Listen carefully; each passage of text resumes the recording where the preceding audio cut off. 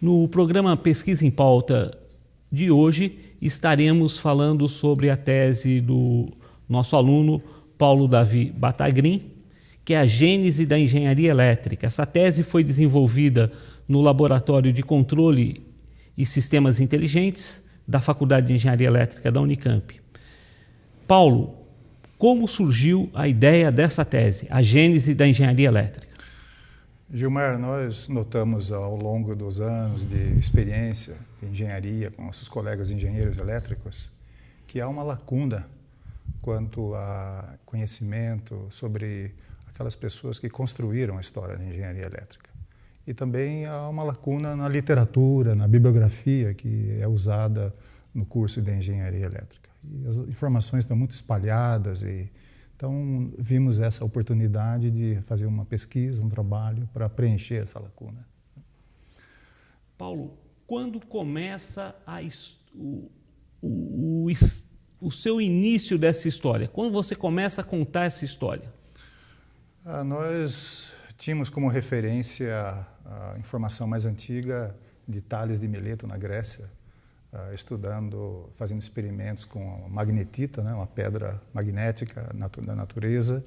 Também trabalhei fazendo experimentos com o âmbar, atritando o âmbar e percebendo que ele atraía corpos leves. Isso é por volta de 600 a.C. No entanto, quando nós decidimos escolher uma metodologia de trabalho, nós decidimos escolher a linha de tempo. E aí, então, pesquisando documentos de arqueologia, livros de arqueologia, começamos a descobrir que a eletricidade, o seu conhecimento, aplicações são muito anteriores a Tales. Por exemplo, os chineses, no ano 2600, aproximadamente, antes de Cristo, né? Isso significa 46 séculos atrás, aproximadamente, já usavam a bússola magnética feita de rocha, uma agulha magnética, magnetita, e eles usavam esse equipamento, esse dispositivo para orientarem-se nas viagens marítimas, nas viagens terrestres, né? Também por volta do ano 2500, 400 a.C., que significa aproximadamente 45 séculos atrás, os sumérios tinham conhecimento da chamada eletrodeposição, de película de metais, como a prata, sobre vasos de cobre, que eles utilizavam em seus rituais sagrados, né?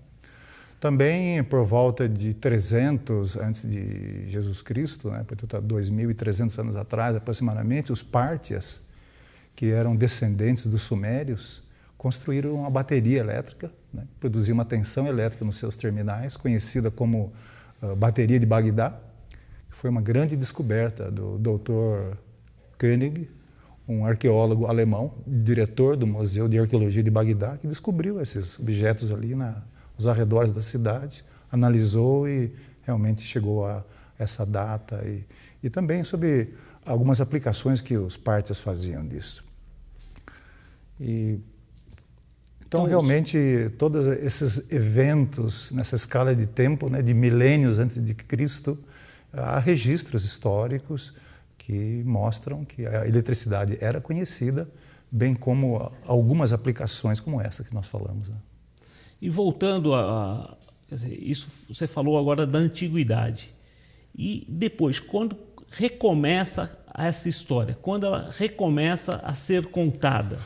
Bem, na nossa era, né, que nós chamamos depois de Jesus Cristo, né, contagem de tempo, por volta do ano 800, aproximadamente,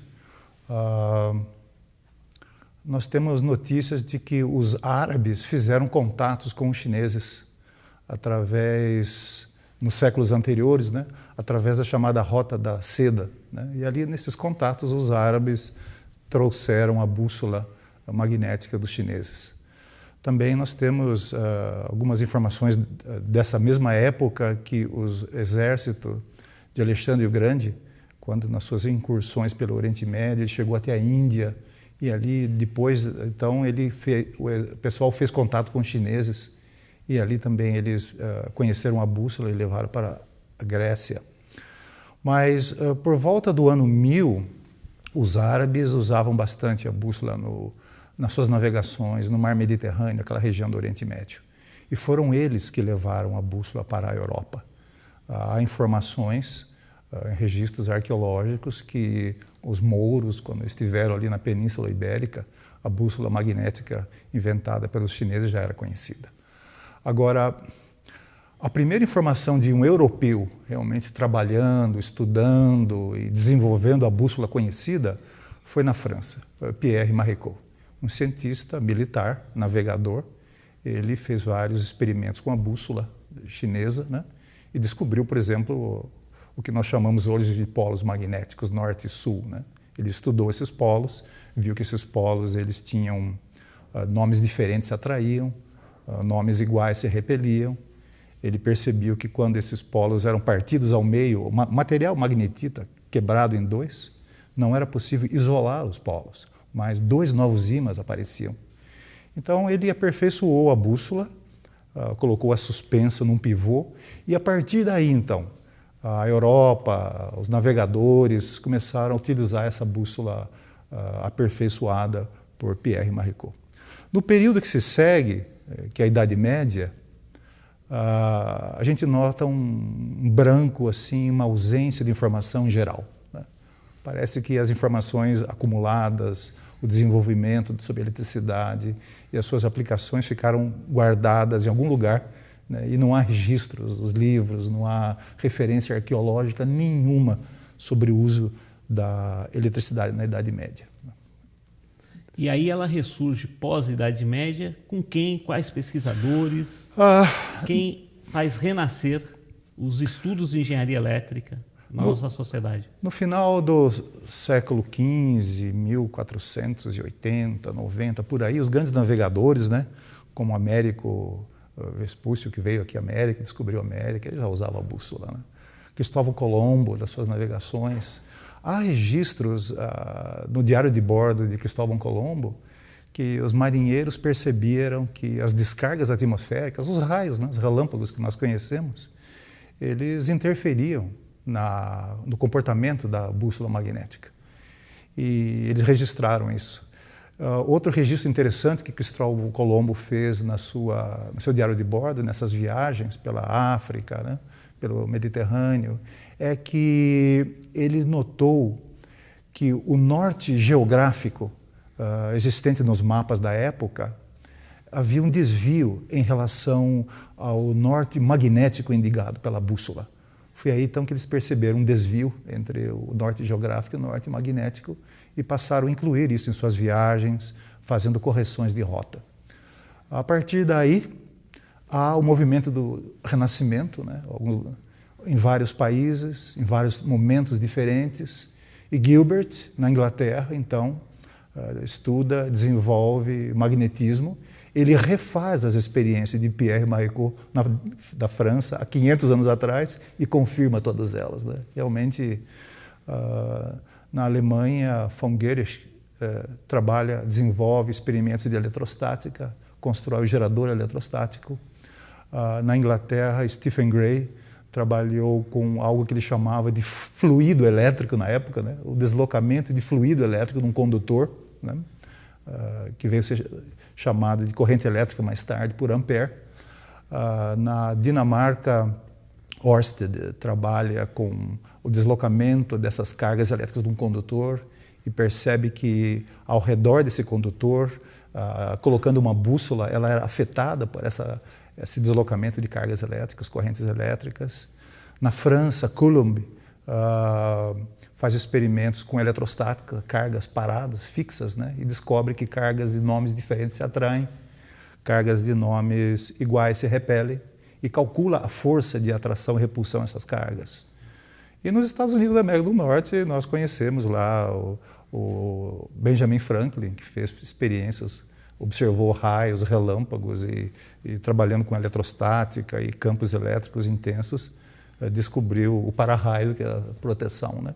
Então, em vários momentos, em vários países da Europa e da América, há esse renascimento, essa nova onda de descobertas, de inventos, de experimentos, né, que mostraram que a eletricidade ela existe, está aí, precisava ser descoberta, e foi muito bom, né? Porque foi uma nova maneira de pensar, de pesquisar em busca da verdade científica, né? Usando métodos científicos e métodos matemáticos disponíveis na época. Dentro desses inúmeros pesquisadores que você citou, eu acho que você poderia destacar um que é o Faraday. Você poderia contar alguma coisa sobre a contribuição do Faraday? Então, realmente o Faraday tem uma contribuição muito importante. E o Faraday, essas pessoas que nós citamos antes, elas estão incluídas até o século XVIII, né? O Faraday, ele aparece no século XIX. Um pouquinho antes dele, seria bom falar de Ampère, experiências que Ampère fez sobre o deslocamento de cargas elétricas no condutor, que nós chamamos de corrente elétrica hoje, né? O campo magnético ao redor desse condutor, desse circuito elétrico onde circula a corrente elétrica. Faraday usou as experiências de Ampère e usou as experiências que Ørsted fez na Dinamarca para elaborar alguns experimentos interessantes, como, por exemplo, ele descobriu o princípio da indução magnética. Esse é o princípio básico para o funcionamento dos transformadores elétricos que nós usamos na engenharia elétrica hoje. E numa segunda fase de experimentos, o Faraday também descobriu que um condutor em formato circular, uma espira, né, que seria uma bobina de uma espira, nós conhecemos hoje, quando ela se movimentava dentro de um espaço com um ímã, com polo norte e sul, né, induzia nessa bobina uma tensão elétrica nos seus terminais. Então, esse é o princípio de funcionamento das máquinas elétricas girantes, do motor, de corrente contínua, do gerador, né? E também é importante dizer que, nesse período, o Volta, na Itália, descobriu a bateria elétrica como nós conhecemos hoje, embora os Partias já tenham trabalhado com isso há mais de 2000 anos atrás, antes de Volta, né? A bateria de Bagdá. A Alexandre Volta é atribuída a descoberta da bateria. Também no mesmo período, na Itália também, o Galvani fazia experiências elétricas com animais com pernas de rã, eletricidade animal, e ele descobriu o processo chamado galvanização ou eletrodeposição de películas de metais condutores sobre outros condutores, né? Embora os Partias, os Sumérios, desculpe, já tenham feito isso há quase 4.000 anos atrás, lá com seus objetos sagrados. Então, nós vemos aí uma evolução, mas no século XIX, após Faraday, eles utilizavam muito a corrente contínua. E a corrente contínua ela foi aplicada muito no século XIX. Um exemplo é Thomas Alva Edison, que foi o inventor da lâmpada elétrica incandescente, né? Ele construiu um sistema de energia elétrica de corrente contínua nos Estados Unidos, lá em Nova York. Uma usina geradora de energia elétrica em corrente contínua, linhas, condutores elétricos que alimentavam as lâmpadas elétricas que ele inventou para iluminar a cidade de Nova York. Esse é o primeiro registro que nós temos de um circuito elétrico de iluminação pública com corrente contínua, né? E também começaram a desenvolver os instrumentos de medição elétrica, né? Como os medidores de corrente elétrica, de tensão elétrica, que na época chamavam-se de eletrômetros. Paulo, já que você falou em corrente contínua, né?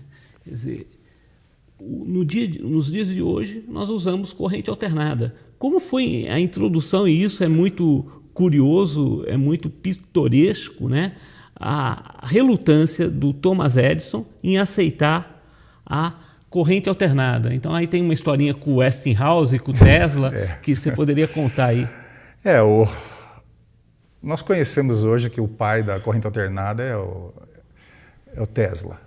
É preciso lembrar que o Tesla ele trabalhou um tempo na Rússia com um engenheiro e cientista chamado Dobrovolsky.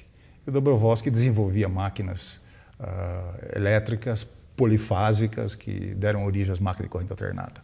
Algum tempo depois, Tesla também trabalhou na Itália com um cientista e engenheiro italiano chamado Ferraris, que também desenvolvia pesquisas nessa área de máquinas polifásicas, bifásicas, com duas fases.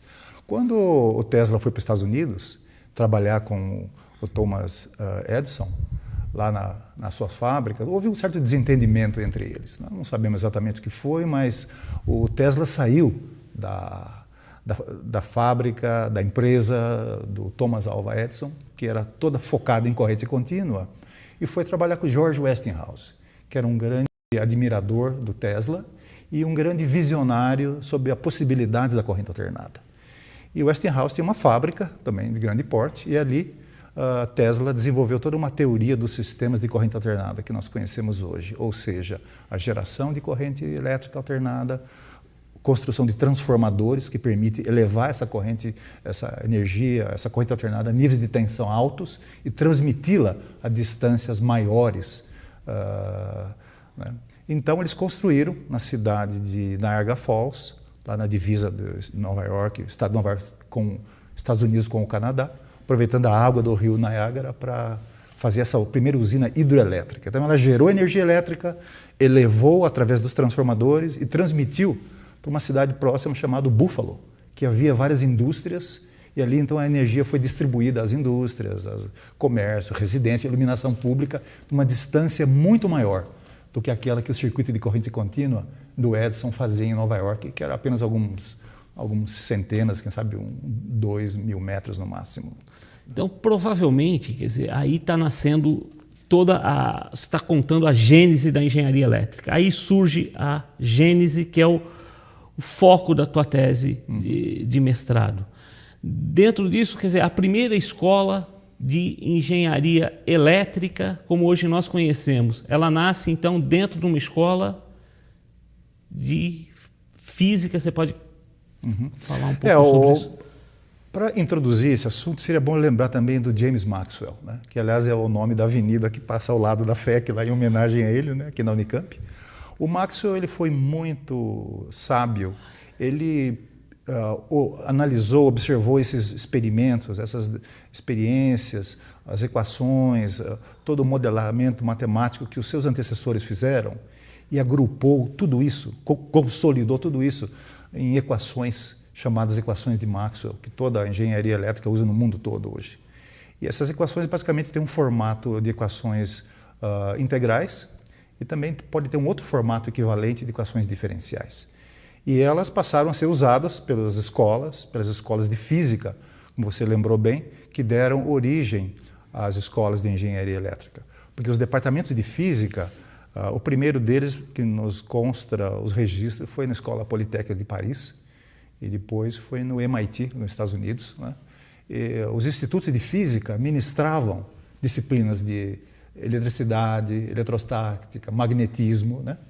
E a partir daí, então, foi consolidado o curso de engenharia elétrica. Mas começou com física e depois foi estruturado o curso de engenharia elétrica. E, Paulo, você poderia dar suas considerações finais, falar sobre a repercussão desse trabalho que você escreveu? Bom, nós queremos dizer que, para preencher essa lacuna que nós dissemos no início, nós temos um sonho de implementar uma disciplina optativa chamada História da Engenharia Elétrica e também a criação de um museu, né, para colocar ali obras, acervos, propriedades, informações intelectuais para divulgação aos estudantes, à comunidade em geral. Então nós agradecemos hoje o mestre Paulo Davi Batagrin por essa história que ele nos contou sobre a gênese da engenharia elétrica e até o próximo programa Pesquisa em Pauta.